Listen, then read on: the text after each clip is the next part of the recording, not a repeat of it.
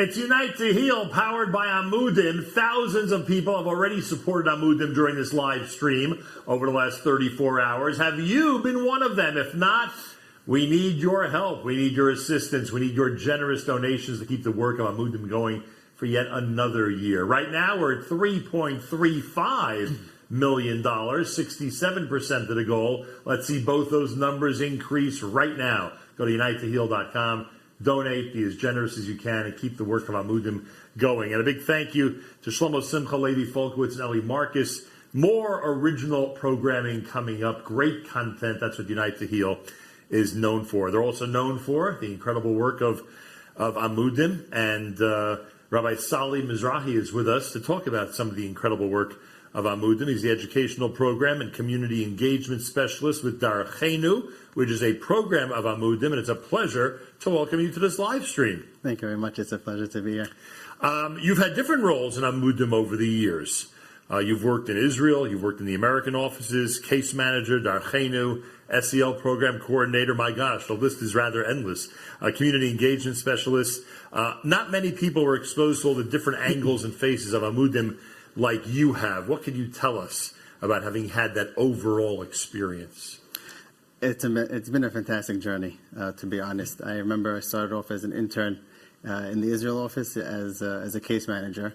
And how long ago was that? That was in 2020. Wow. 2020, I was the first year of social work school, and just coming into an organization that was so powerful, and the work that they do. Slowly and surely, I saw that the case management was how much it encompassed and how much time a person needed to invest as a case manager. And really a shout out to all the case managers over there. They're these secret heroes that are out there. The time, the dedication, the devotion that they have to their clients. At the time, I was still teaching in yeshiva, still in Kollel for a little bit. And I just saw that this role of case management is so, it expects so much of you. Were most of those cases teens or a specific group or everybody? Mostly it was gap year students. There were some family members that I personally worked with. I think some of the female case managers may have had more of those types of cases that were outside of the gap year. Wow. But just the work that entailed. I knew that I couldn't continue in that capacity just because it was just an ongoing, everyday, being in touch with the therapist and being in touch with the client. I remember one time there was a great match that we had for a certain client, but just getting in touch with the therapist, which is a day after day after day. But I knew that I couldn't leave the organization. It was just amazing being part of this team. And I had approached Yossi Galbestein, the director of the Israel office, he's my hero. I'm definitely here because of him today. And I told him, I said, Yossi, throughout the entire year, as a word to our other student and working with the community, so many people came over to me and said, we heard that you're the intern for Amudim, and could you help our community with this? And can we start an event? Can we open up something? And I didn't even know where I was. I said, where am I? What is this organization? And I asked him, I said, could we start some of this educational workshops and some of these programs for the communities? And it slowly but surely just exploded. Yeah, people in those positions with this organization never say no. They just figure out a way to get it done. Yeah. Back in October of 2022, that's just over a year ago, you launched the Amudim Israel Sephardic Division. Why a separate division? What was that all about? Yeah, so the Syrian community, the Sephardic Syrian community that lives here in Brooklyn, they have a lot of people that make Aliyah. They live in Israel, and really a lot of gap year students, whether they're yeshiva bachrim or seminary girls. I was teaching in yeshiva, and so many times a boy would approach me with questions, and I just didn't know what to tell him. There's so many struggles and challenges, and I think being away from home, being away from the pressures of the community, gave them a chance to sort of realize that, okay, something here, I was sort of managing or sort of surviving up until now, but all of a sudden I'm in a new atmosphere, maybe new stressors, new anxieties, and maybe I'm looking for some self-exploration. I'm looking to work on myself, to grow in Torah, at the same time to grow in who I am as a person. And they started reaching out for help, and there was nowhere to reach out to, absolutely not. So we decided, together with a couple of friends of mine, Moshe Faham and Charles Sakal, these angels of people, to open up a division within Amudim to really cater to those needs.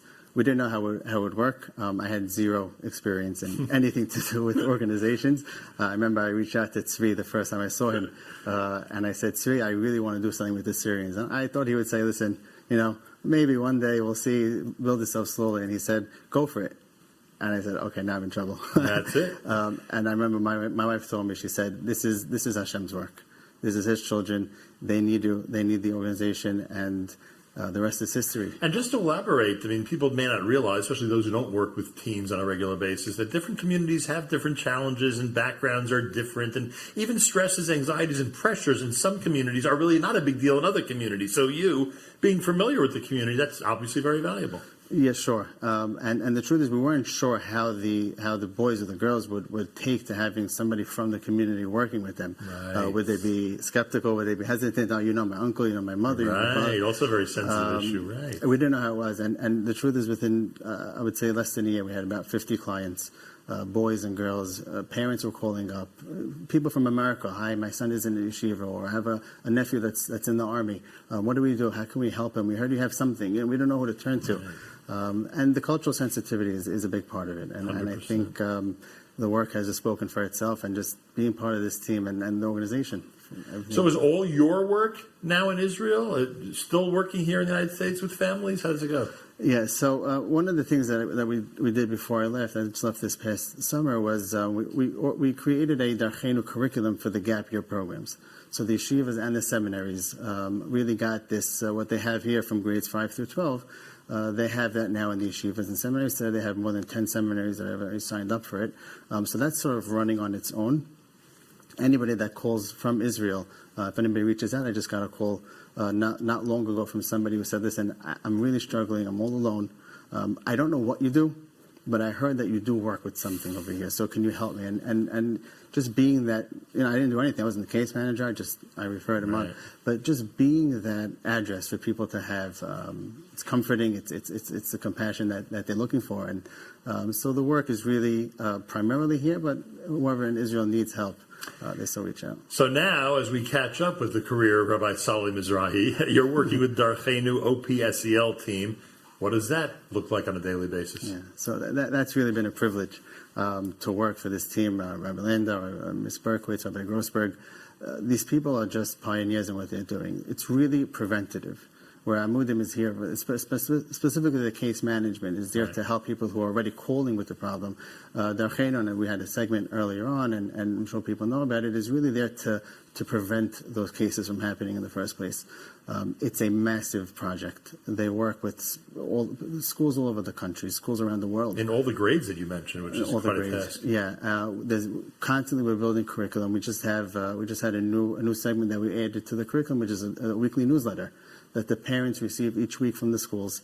We created a scenario. There's a family that we sort of go with each week, and each one of the family members have a certain challenge.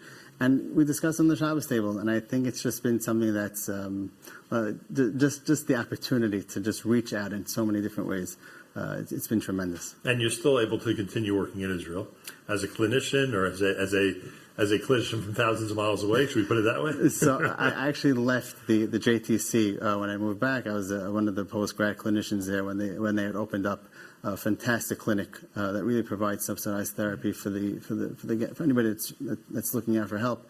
Now I work in different places. I work by Dr. Shlomo Zimmerman, Dr. Kiva Perlman, both of them who have close ties with them. So you can't leave far from the... But you're still a big resource, meaning if someone from Israel would call you, you'd know exactly how to direct them to get the help they needed. Sure, and that's the hopes. The hopes are that once the program is there, it's initiated, it's already established, whoever needs help, lone soldiers, seminary girls, yeshiva boys, families, whoever's there, whoever needs the help, they have a place to reach out. They can always reach out to the office directly.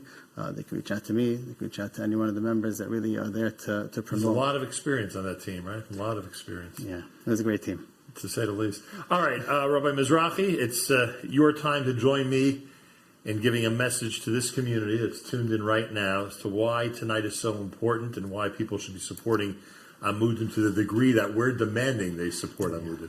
Yeah, a message. I would say that a lot of people are looking at maybe the program tonight and saying, well, I don't really need therapy. I really have anything that's burdening me that I need some clinical intervention. I would just ask the people. I really ask them to look into their hearts and ask themselves how, I might not need therapy, but is there anything more meaningful in my life? Is there any way that I'd like to enhance a relationship with myself, with a spouse, with a child? People struggle with just the pressures of community life, the pressures of living in the rat race, as they say, right? Yeah. The financial burdens. How many people wish they had the tools or the skills to be able to enhance those relationships? I think Darchenu is the answer for that. I think it's definitely part of the answer. There's a lot of projects that we have. I would say stay tuned to come. There's a lot of work that we're hoping to sort of bring to the community in the weeks, months ahead. And I hope to have those conversations with Rabbanim, with community leaders, to really bring much more of an awareness in so many different ways. It sounds like the Darchenu curriculum, if you will, is ever-changing, or at least growing constantly. Ever-changing, growing, and I think it's also reaching out to different populations, whereas up until now it's been from 5th grade to 12th grade. Yeah. I think... Can it go to lower grades than that?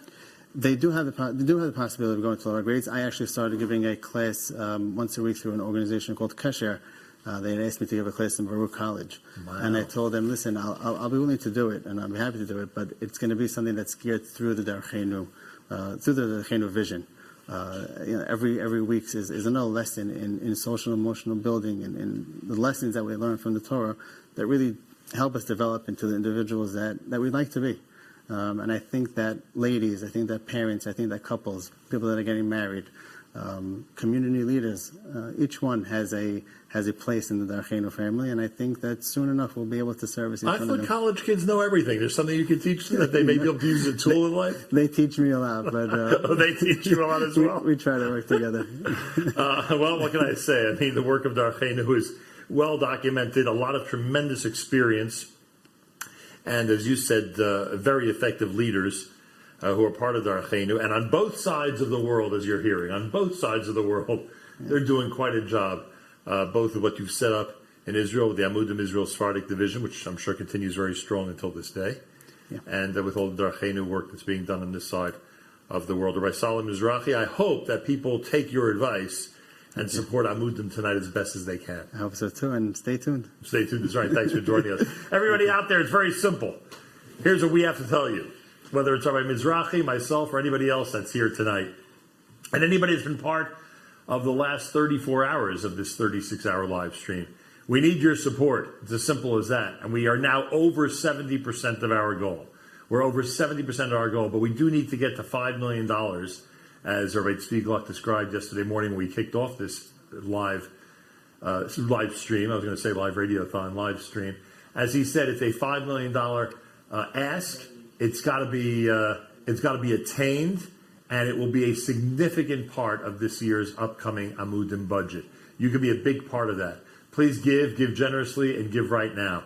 Go to unitetoheal.com, hit the donate button, recommend to your friends and family and anybody who you know would enjoy tonight's content to do the same, and hopefully we'll reach that goal by 9 o'clock tonight. Darchenu and some of the things we've been speaking about over the last few minutes are just parts of this incredible Amudim network, international network that's doing so much to help teenagers, parents, and families out there. Please give and let Amudim do this work all around the world. Coming up now, it's the Solomon Brothers. This is something we debuted yesterday. The Solomon Brothers and Yehuda Solomon from the Moshav Band. It is a cover of the song Shvurei Lev. At Unite to Heal, keep on giving.